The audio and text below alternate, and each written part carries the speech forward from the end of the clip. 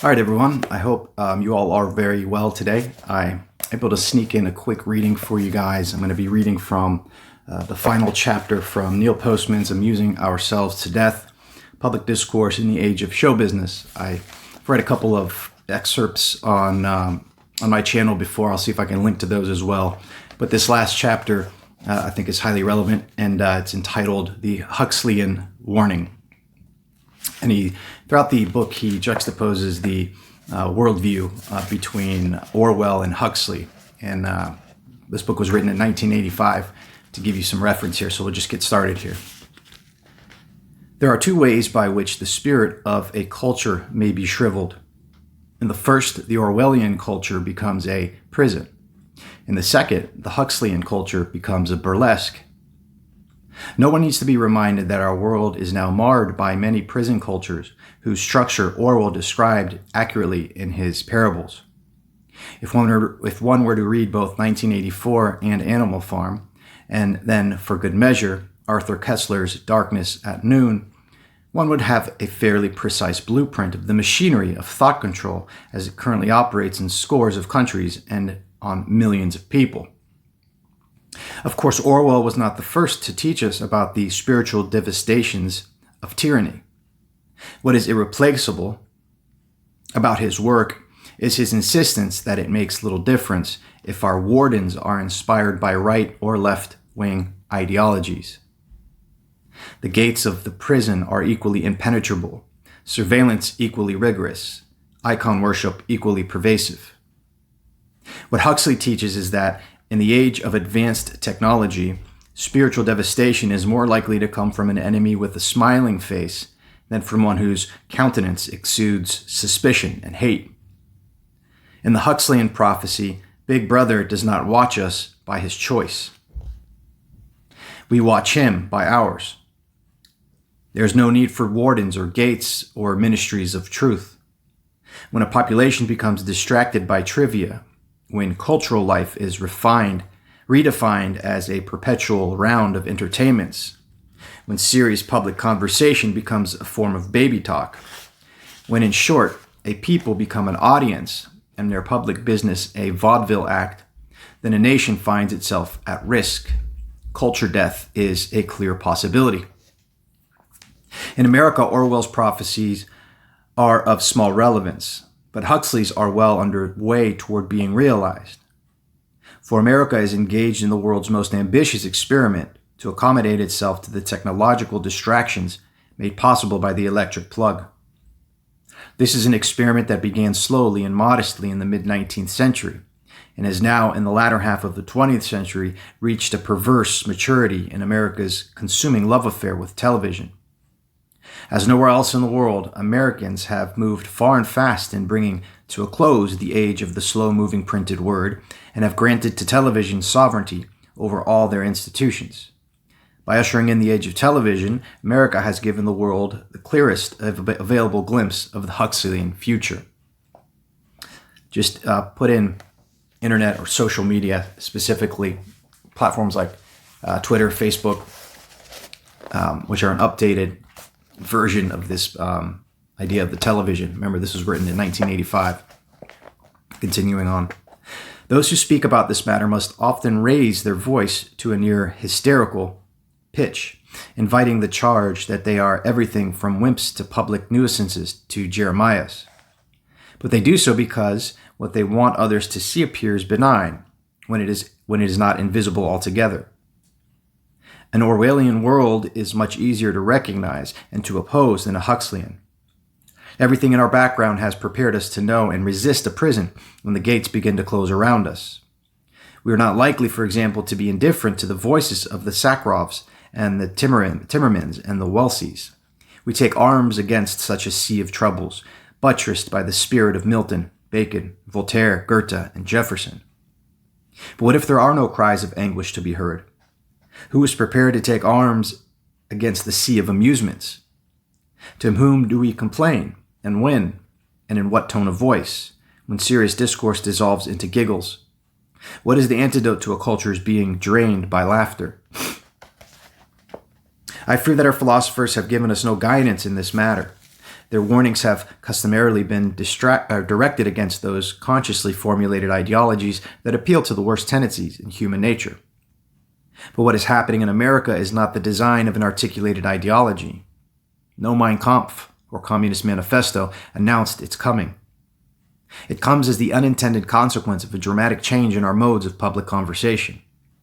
But it is an ideology nonetheless, for it imposes a way of life, a set of relations among people and ideas, about which there has been no consensus, no discussion, and no opposition. Only compliance. Public consciousness has not yet assimilated the point that technology is ideology. This in spite of the fact that before our very eyes, technology has altered every aspect of life in America during the past 80 years. For example, it would have been excusable in 1905 for us to be unprepared for the cultural changes the automobile would bring. Who could have suspected that the automobile would tell us how we were to conduct our social and sexual lives? Would reorient our ideas about what to do with our forests and cities, would create new ways of expressing our personal identity and social standing. But it is much later in the game now, and ignorance of the score is inexcusable. To be unaware that a technology comes equipped with a program for social change, to maintain that technology is neutral, to make the assumption that technology is always a friend to culture is, at this late hour, stupidity plain and simple. Moreover, we have seen enough by now to know that technological changes in our modes of communication are even more ideology-laden than changes in our modes of transportation. Introduce the alphabet to a culture and you change its cognitive habits, its social relations, its notions of community, history, and religion. Introduce the printing press with movable type and you do the same. Introduce speed of light transmission of images and you make a cultural revolution. Without a vote, without polemics, without guerrilla resistance, here is ideology pure, if not serene. Here is ideology without words, and all the more powerful for their absence. All that is required to make it stick is a population that devoutly believes in the inevitability of progress. And in this sense, all Americans are Marxists, for we believe nothing if not that history is moving us toward some preordained paradise, and that technology is the force behind that movement. Thus, there are near insurmountable difficulties for anyone who has written such a book as this, and who wishes to end it with some remedies for the affliction. In the first place, not everyone believes a cure is needed, and in the second, there probably isn't any. But as a true blue American who has imbibed the unshakable belief that where there is a problem, there must be a solution, I shall conclude with the following suggestions. We must, as a start, not delude ourselves with preposterous notions such as the straight Luddite position as outlined, for example, in Jerry Mander's 4 Arguments for the Elimination of Television. Americans will not shut down any part of their technological apparatus, and to suggest that they do so is to make no suggestion at all. It is almost equally unrealistic to expect that non-trivial modifications in the availability of media will ever be made. Many civilized nations limit by law the amount of hours television may operate and thereby mitigate the role television plays in public life. But I believe that this is not a possibility in America. Once having opened the happy medium to full public view, we are not likely to countenance even its partial closing. Still, some Americans have been thinking along these lines. As I write, a story appears in the New York Times, September 27th, 1984, about the plans of the Farmington, Connecticut Library Council to sponsor a TV turnoff. It appears that such an effort was made the previous year, the idea being that get people to stop watching television for 1 month. The Times reports that the turnoff the previous January was widely noted by the media. Miss Ellen Babcock, whose family participated, is quoted in saying, quote, "It will be interesting to see if the impact is the same this year as last year, when we had terrific media coverage," end quote. In other words, Miss Babcock hopes that by watching television, people will learn that they ought to stop watching television. It is hard to imagine that Miss Babcock does not see the irony in this position. It is an irony that I have confronted many times in being told that I must appear on television to promote a book that warns people against television. Such are the contradictions of a television-based culture. In any case, of how much help is 1 month turnoff? It is a mere pittance. that is to say, a penance. How comforting it must be when the folks in Farmington are done with their punishment and can return to their true occupation. Nonetheless, one applauds their efforts, as one must applaud the efforts of those who see some relief in limiting certain kinds of content on television. For example, excessive violence, commercials on children's shows, etc. I'm particularly fond of John Lindsay's suggestion that political commercials be banned from television as we now ban cigarette and liquor commercials. I would gladly testify before the Federal Communications Commission as to the manifold merits of this excellent idea. To those who would oppose my testimony by claiming that such a ban is clear violation of the First Amendment, I would offer a compromise. Require all political commercials to be preceded by a short statement to the effect that common sense has determined that watching political commercials is hazardous to the intellectual health of the community. I'm not very optimistic about anyone's taking this suggestion seriously. Neither do I put so much stock in proposals to improve the quality of television programs. Television, as I have implied earlier, serves us most usefully when presenting junk entertainment. It serves us most ill when it co-opts serious modes of discourse, news, politics, science, education, commerce, religion, and turns them into entertainment packages. We would all be better off if television got worse, not better. The A-Team and Cheers are no threat to our public health. 60 Minutes, Eyewitness News, and Sesame Street are. The problem, in any case, does not reside in what people watch. The problem is in that we watch. The solution must be found in how we watch, for I believe it may fairly be said that we have yet to learn what television is, and the reason is that there has been no worthwhile discussion, let alone any widespread public understanding of what information is and how it gives direction to culture. There is a certain poignancy in this sense. There are no people who more frequently and enthusiastically use such phrases as the information age, the information explosion, and the information society. We have apparently advanced to the point where we have grasped the idea that a change in the forms, volume, speed, and context of information means something. We have not yet got any further. What is information? Or more precisely, what are information? What are its various forms? What conceptions of intelligence, wisdom, and learning does each form insist upon? What conceptions does each form neglect or mock? What are the main psychic effects of each form? What is the relationship between information and reason? What is the kind of information that best facilitates thinking? Is there a moral bias to each information form? What does it mean to say that there is too much information? How would one know? What redefinitions of important cultural meanings do sources, speeds, contexts, and forms of information require? Does television, for example, give a new meaning to piety or patriotism, to privacy? Does television give a new meaning to judgment or to understanding? How do different forms of information persuade? Is a newspaper's public? Is a newspaper's public different from television's public? How do different information forms dictate the type of content that is expressed? These questions and dozens more like them are the means through which it might be possible for Americans to begin talking about back to their television sets. To use Nicholas Johansson's phrase, for no medium is excessively dangerous if its users understand what its dangers are. It is not important that those who ask the questions arrive at my answers or Marshall McLuhan's, quite different answers, by the way. This is an instance in which the asking of the questions is sufficient. To ask is to break the spell, to which I might add that questions about psychic, political, and social effects of information are as applicable to the computer as to the television.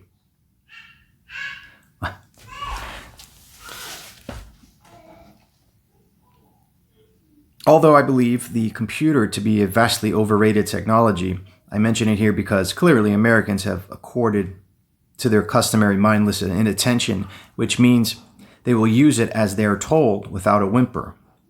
Thus, the central thesis of computer technology, that the principal difficulty we have in solving problems stems from insufficient data, will go unexamined. Until years from now, when it will be noticed that the massive collection and speed of light retrieval of data have been a great value to large-scale organizations, but have solved very little importance to most people, and have created at least as many problems for them as they may have solved. Wow. I'm going to reread that quote in the context of the social media tech platforms in the Silicon Valley. Until years from now, when it will be noticed that the massive collection and speed of light retrieval of data have been of great value to large-scale organizations, but have solved very little of importance to most people and have created at least as many problems for them as they may have solved. In any case, the point I'm trying to make is that only through a deep and unfailing awareness of the structure and effects of information, through a demystification of media, is there any hope of our gaining some measure of control over television or the computer or any other medium. How is such media consciousness to be achieved? There are only two answers that come to mind, one of which is nonsense and can be dismissed almost at once. The other is desperate, but is all we have. The nonsensical answer is to create television programs whose intent would be not to get people to stop watching television, but to demonstrate how television ought to be viewed, to show how television recreates and degrades our conception of news, political debate, religious thought, etc. I imagine such demonstrations would, of necessity, take the form of parodies along the lines of Saturday Night Live and Monty Python, and the idea being to induce a nationwide horse laugh over television's control of public discourse. But naturally, television would have the last laugh. In order to command an audience large enough to make a difference, one would have to make the programs vastly amusing in the television style. Thus, the act of criticism itself would in the end be co-opted by television. The parodists would become celebrities, would star in movies, and would end up making television commercials. The desperate answer is to rely on the only mass medium of communication that, in theory, is capable of addressing the problem: our schools. This is the conventional American solution to all dangerous social problems and is, of course, based on a naive and mystical faith in the efficacy of education. The process rarely works. In the matter at hand, there is even less reason than usual to expect it to. Our schools have not yet gotten around to examining the role of the printed word in shaping our culture. Indeed, you will not find 2 high school seniors in 100 who could tell you within a 500-year margin of error when the alphabet was invented. I expect most do not even know that the alphabet was invented. I have found that when the question is put to them, they appear puzzled, as if one had asked, when were trees invented or clouds? It is the very principle of myth, as Roland Barthes pointed out, that it transforms history into nature, and to ask of our schools that they engage in the task of demythologizing media is to ask something the schools have never done. And yet there is a reason to suppose that the situation is not hopeless. Educators are not unaware of the effects of television on their students. Stimulated by the arrival of the computer, they discuss it in great deal, which is to say they have become somewhat media conscious. It is true enough that much of their consciousness centers on the question, how can we use television or computer or word processor to control education? They have not yet got to the question, how can we use education to control television or the computer or the word processor or social media? But our reach for solutions ought to exceed our present grasp, or what's our dreaming for. Besides, it is an acknowledged task of the schools to assist the young in learning how to interpret the symbols of their culture. That this task should now require that they learn how to distance themselves from their forms of information is not so bizarre an enterprise that we cannot hope for its inclusion in the curriculum, even hope that it will be placed at the center of the education. What I suggest here as a solution is what Aldous Huxley suggested as well, and I can know better than he. He believed with H.G. Wells that we are in a race between education and disaster, and he wrote continuously about the necessity of our understanding the politics and epistemology of media. For in the end, he was trying to tell us that what afflicted the people in Brave New World was not that they were laughing instead of thinking, but that they did not know that they were laughing about what they had stopped thinking about. That's the end of it. Thanks for listening.